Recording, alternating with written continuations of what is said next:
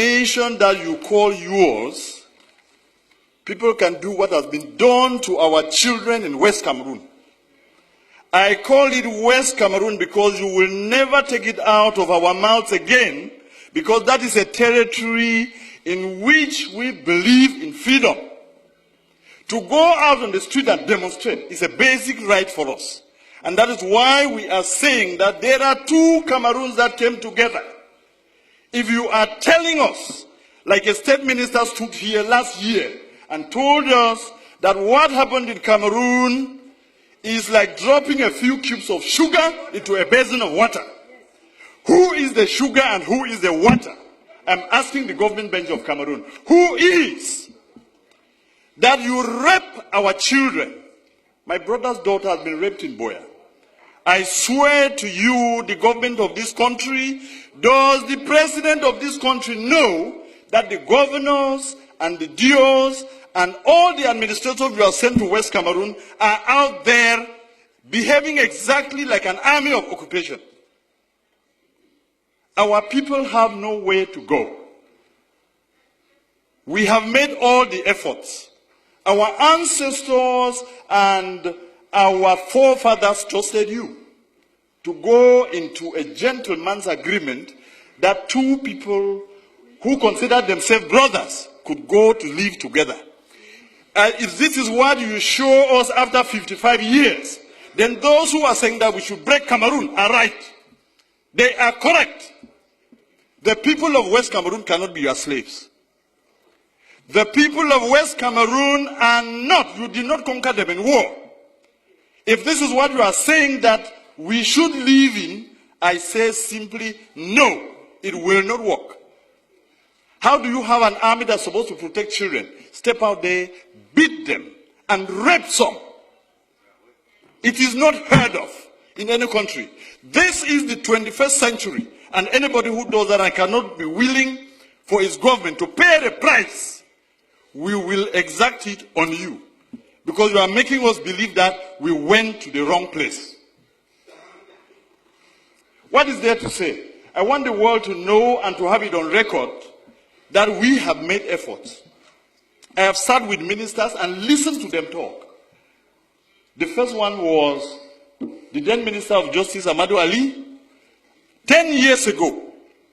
And I took my time, drove from Kombo to Yaoundé to tell him something is brewing out there.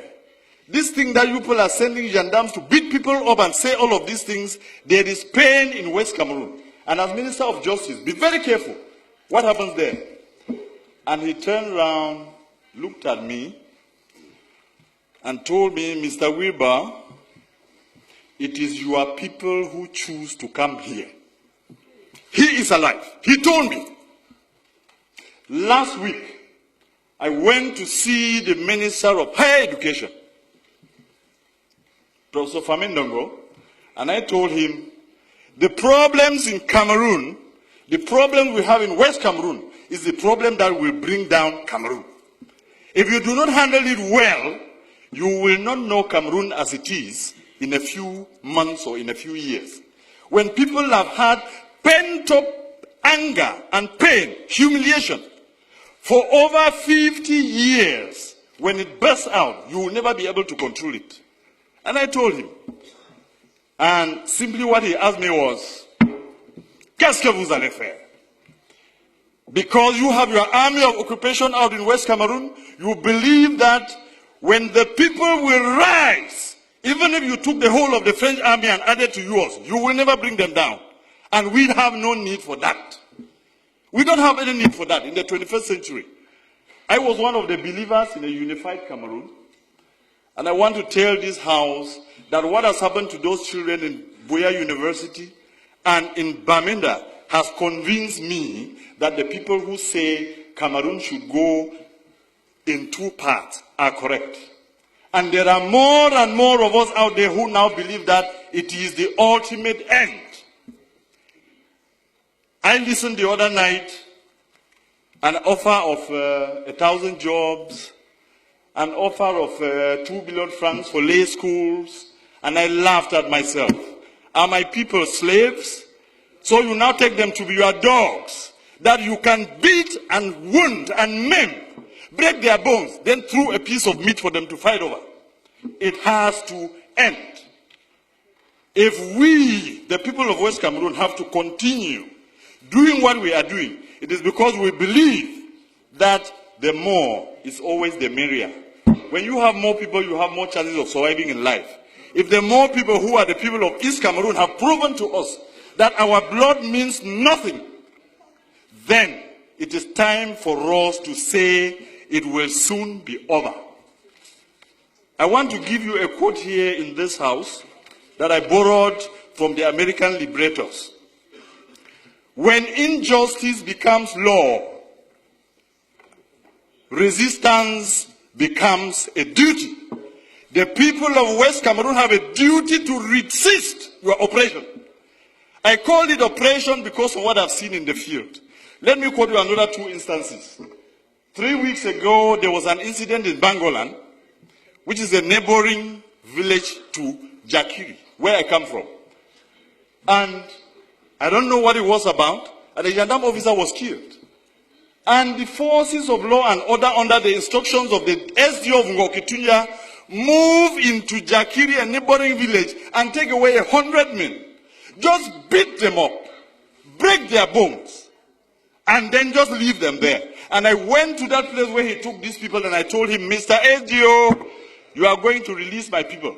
He sent soldiers to me, and one of them told me, I said, I am the representative of these people because I'm a parliamentarian. And the guy, young man, turned around and asked me, "Et puis quoi? On n'est pas ici à Yaoundé."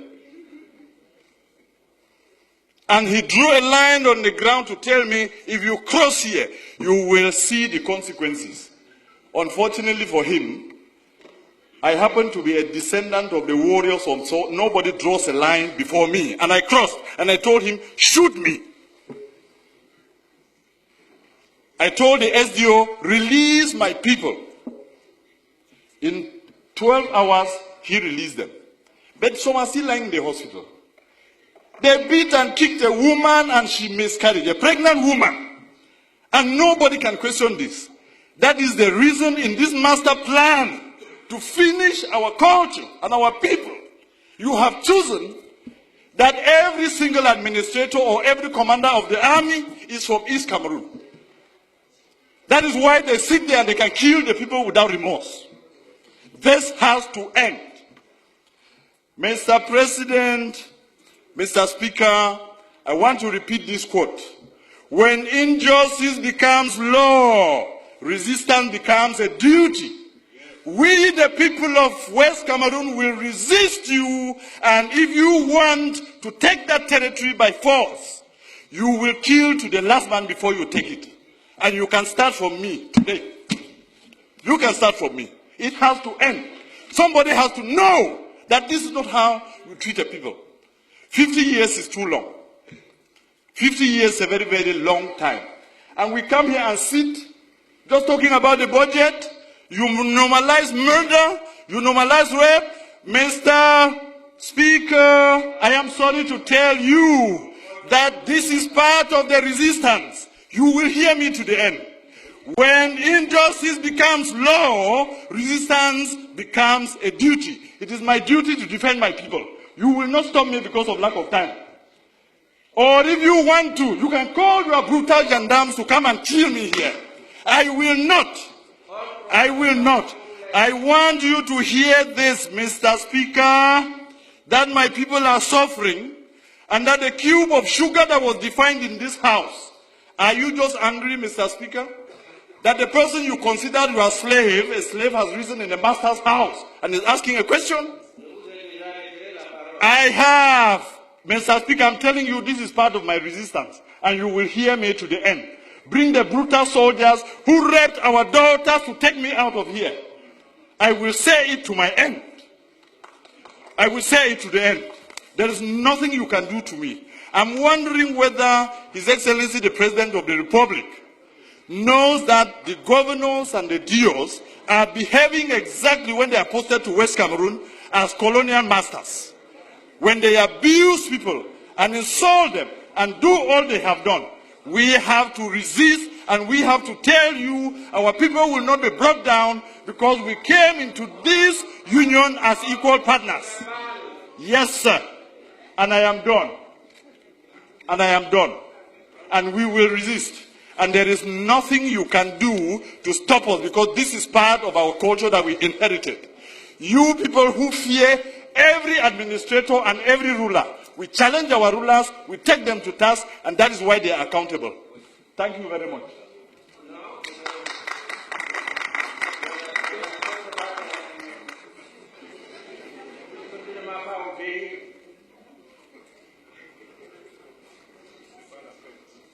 Mettre sur pied un programme d'urgence de réhabilitation et de mise à niveau de toutes ces formations sanitaires victimes d'accidents. Et en évoquant cela, Monsieur le ministre, je ne peux m'empêcher de soulever le cas de l'hôpital de district d'Ebebda, qui n'emporte que la désignation et pour lequel je vous avais saisi il y a 2 ans. À ce jour, le plateau technique de cette formation reste on ne peut plus sommaire. Or, cette localité est très souvent le théâtre d'accidents mortels, volant alors qu'elle marchait paisiblement et prudemment le long de la route. Monsieur le ministre, c'est un cri de détresse que je lance. J'espère qu'il sera entendu. Me tournant à présent vers le ministre en charge du développement urbain, je voudrais relayer les cris de détresse des habitants de certains quartiers de la capitale de notre pays. Mimboman 3, Etam, Bafia, Mkolombon, ils sont nombreux, Monsieur le ministre. Ces quartiers de la zone urbaine de Yaoundé confrontés à l'inaccessibilité en raison de l'état de dégradation avancée des voies. Nous pensons, Monsieur le ministre, qu'il est urgent de prendre en compte dans le programme d'urgence en cours certains de ces axes routiers pour permettre à notre cité capitale d'être un milieu de vie agréable pour tous ses habitants. Je voudrais également signaler à votre attention, au cas où vos collaborateurs ne l'auraient pas fait encore, le danger permanent que constitue la voie d'accès, du reste très fréquentée, reliant le rond-point école publique Bastos à la rue dite Dragage.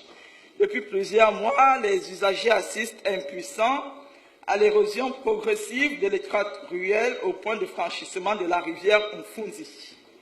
Il serait indiqué d'y opérer une intervention urgente avant la survenance d'une catastrophe, c'est-à-dire l'effondrement total de ce qui tient encore lieu de chaussée. Voilà quelles étaient mes préoccupations, Monsieur le très honorable Président de l'Assemblée nationale, et j'exprime d'avance mes remerciements aux membres du gouvernement pour la prise en compte de ces plaidoyers, afin que le ciel de l'émergence vers laquelle nous conduit le chef de l'État, son Excellence Paul Biya, se dévoile pour l'immense majorité de nos compatriotes. Je vous remercie.